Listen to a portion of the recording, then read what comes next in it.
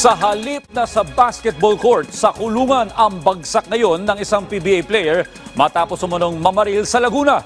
Ang ugat nito, pikunan dahil sa laro. Yan ang ulat ni Vel Custodio.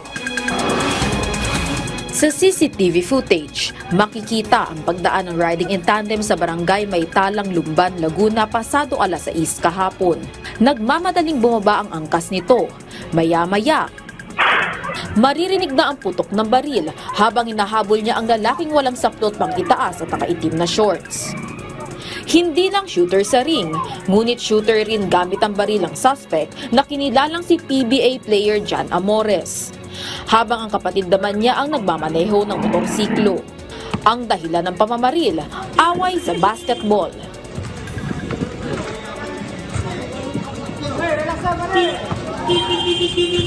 Nagsimula po ito dahil sa away sa basketball sa Barangay Salak. Meron silang tawag na hindi napagkasunduan. Then nagsimula doon sa hindi pagkakasunduan and then nagkaroon ng hamunan na suntukan.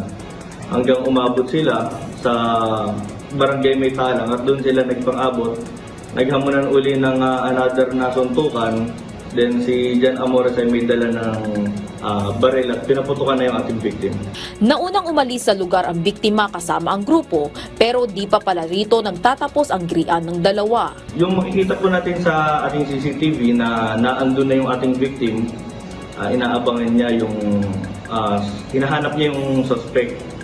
Then nakita siya ng suspect. Yung suspect po natin ay pagbaba ng motorsiklo, ay may dala na siyang baril. Kung makikita niyo po sa CCTV, nagtataklob siya ng kanyang muka para mag-conceal ng kanyang identity. Then sa kanya binaril yung ating victim. Matapos ang pamamaril, agad na tumakas patungo sa direksyon ng pagsanhan ang dalawa. Magkasunod na sumuko ang magkapatid kaninang bandang alas 2 na madaling araw matapos makipagdegosasyon ng kaanak nila na kapitan ng isang barangay sa Pagsanhan, Laguna. Tumangging magbigay ng pahayag ang magkapatid na Amores na nahaharap sa reklamong attempted murder. Kung babalikan, nag-viral noon ang panununtok ni Jan Amores sa isang NCAA game noong 2022 na nagresulta sa suspensyon niya sa NCAA. Balik karera siya sa basketball matapos makapasok sa PBA rookie draft noong nakaraang taon. Vel Custodio para sa Pambansang TV sa Bagong Pilipinas.